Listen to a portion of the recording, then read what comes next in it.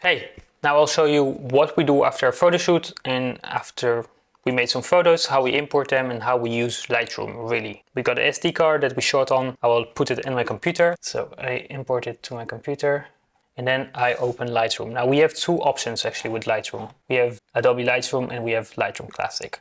This is the older version. No, it's not the older version. It's the Lightroom. It's actually the Lightroom we used till now. And they suddenly decided to make a new version, Lightroom. And it is, both are up to date always, but this one is more of a mobile version. It's more of a user-friendly, I never really used it. The thing is that when they started releasing this, it has much less options and it was more simple. It was a bit like, as a professional, you couldn't use it. I actually saw once at a festival that we were shooting like 10 photographers and I saw someone using this and I was like, wow, this is okay. Maybe that's the new generation. And then we were like sending the clients the photos. Straight away, we were taking photos, going to the computer, updating, sending some photos, importing, sending some photos to the clients.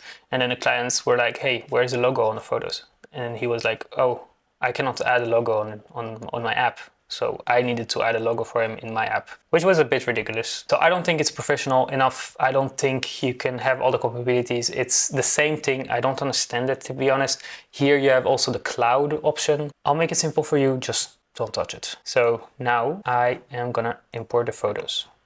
So yeah, you have two things actually, library and develop. All this, we never use it. It's nothing. Don't use it. Don't think about it. Just this is important and this is important. So the library is where all the photos are. This is my hard drive. This is my computer itself. And I have more hard drives, as you can see. So here I have all the photos and here I edit everything. Okay, so import the photos. This is my SD card and I can see a whole wedding here. What I make sure here is that I import it or to my computer directly, which is no problem, or to my hard drive, and it will do everything automatically. So it's easy, simple, and great. What I usually do is new photos, so it doesn't import photos that I already imported, and don't import inspected duplicated, and build smart previews. This is basically meaning that it will make a smaller version of every photo, like a really light version of it, where you cannot zoom in or out, but you can just hit the photos without having the SD card. So yeah, it's not really important for you, but if I send it, for example, for my video editor, I will have this.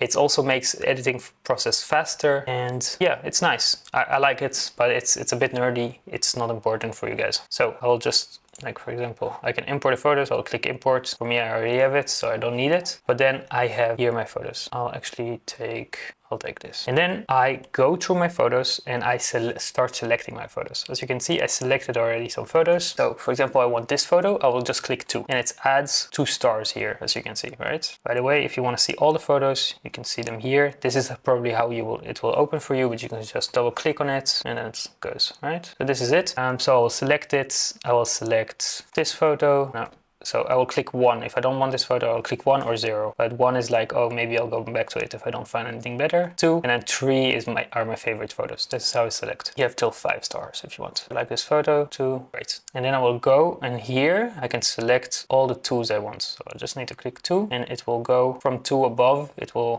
find me all those, right? So then I have this one, and this one that I want to edit. So now I just go to here. I click D sometimes to make it faster. E and D are shortcuts for it. Doesn't matter for you, you don't need to learn it yet. And then I have all my presets here, super easy. Yeah, so now what I do is very simple. I just choose my presets, which preset I want to download or everything. This one I like for this. I love this. Now here you have, the most important thing is I'll reset it for you guys. So here you have the exposure, how much light it gets in. Here, this is really important also.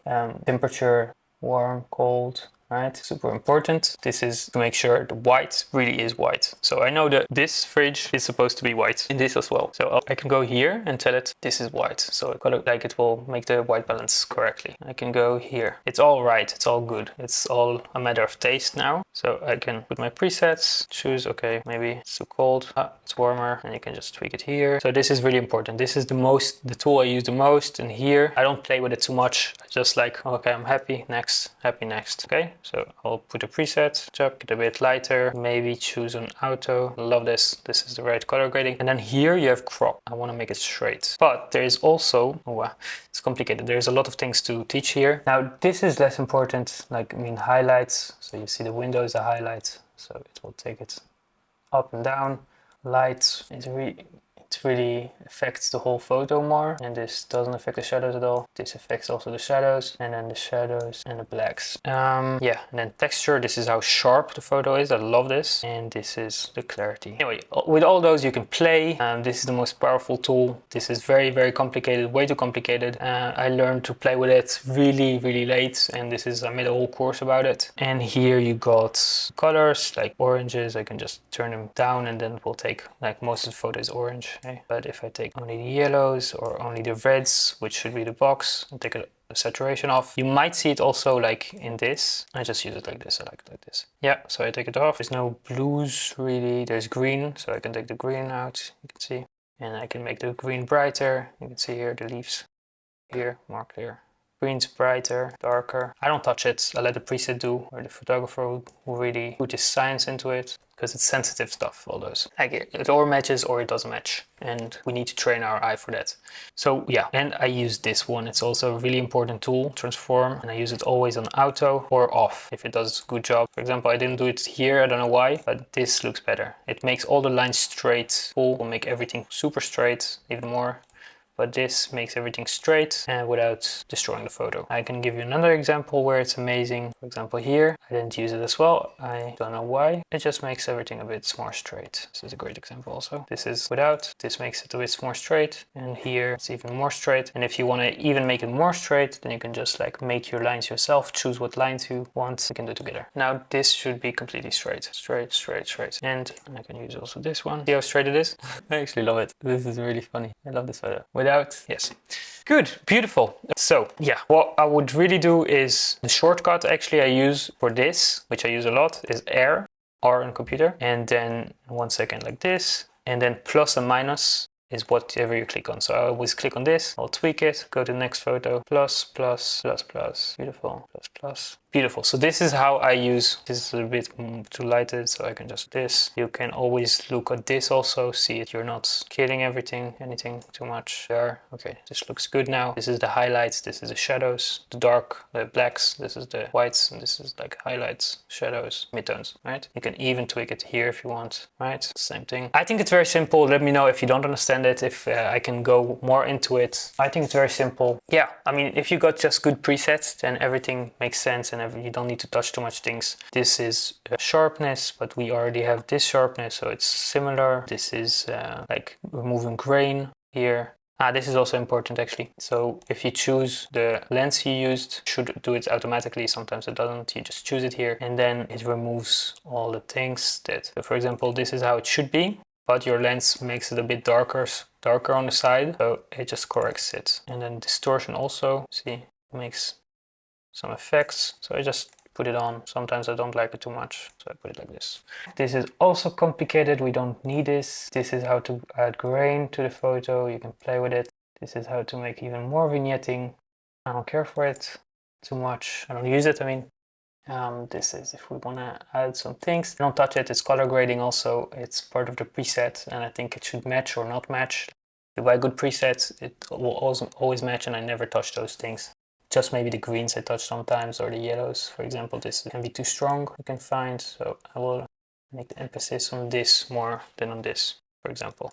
It's really the only way I use it. Curve tone, it's complicated, but it's the same like here. It's like highlights, midtones, shadows, dark tones, black. So if we take the black more, we contrast it more, we can take the whole photo, make it darker. It's a bit complicated, but it just don't play with it at the beginning. We will learn it later better. But yeah, this is the most important. Oh yeah. And this is also really important. So here you can remove stuff. For example, if I don't want this red thing to be, you do it a lot with exit photos, for example. Opacity all the way. I just removed it, right? I can remove this cable. Amazing. Just removed it. And you can also remove it in different methods, but this will take it from a different sample, or this one. And then this, if she has red eyes, for example, cats and stuff, never use this. And this is really helpful. I can select them, and if I click here, it resets everything. I can make it lighter, darker. It's cool. Or I can make it even more contrasted, like this, right? This is, by the way, also the haze. So if you add it, it adds haze. If you make it like this, it removes haze, but it also adds a lot of contrast, color. It's beautiful. I love to use it on clouds, especially. Nice tool. This actually a beginner mistake that every beginner does, or most of the beginners do, and I did it as well. We love doing this because it creates a huge effect and we can see so much details and we're passionate about the details. It's a beginner mistake.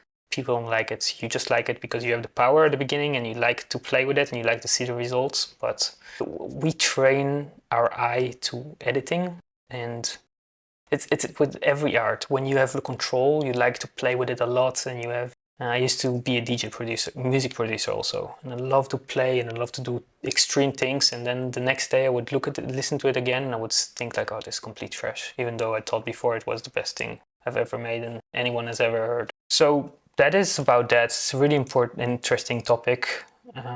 Don't overdo those. Don't overdo it. So just get your presets, do how the preset do. Yeah. Yeah, so I don't touch it too much. And here you can also have gradients like this. So I can, for example, add a sun from here. So I'll reset it. It's hot from here. It will only be hot from there. Like this, contrasted, like a real sun effect, right? That's it. I not add it. Yeah, I actually do it a lot. And I can also brush, right? Do the same thing. I can also use this.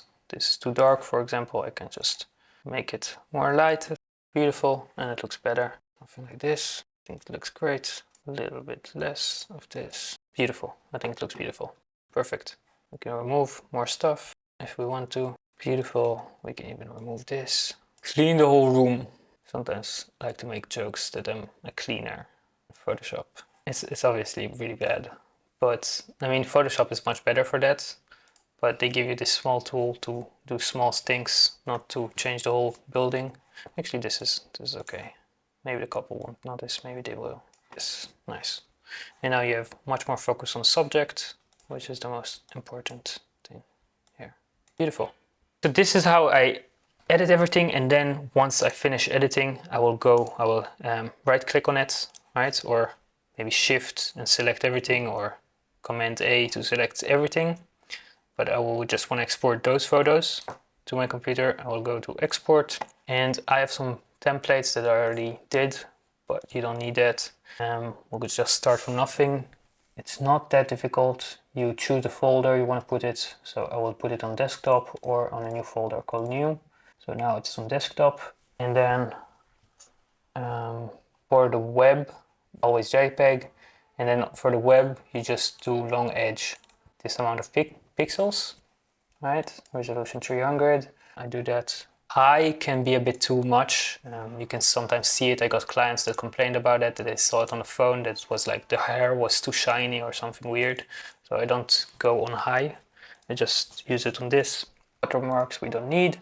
Yeah, and that's it. And if I want to export the full quality, then I will just not do this. I will do this. And that's it. Super easy, super simple. Don't overcomplicate it. Just look at what I did. And that's it. And then export. I don't need to export it, but then I have it on my here. And I'm done. See you in the next video.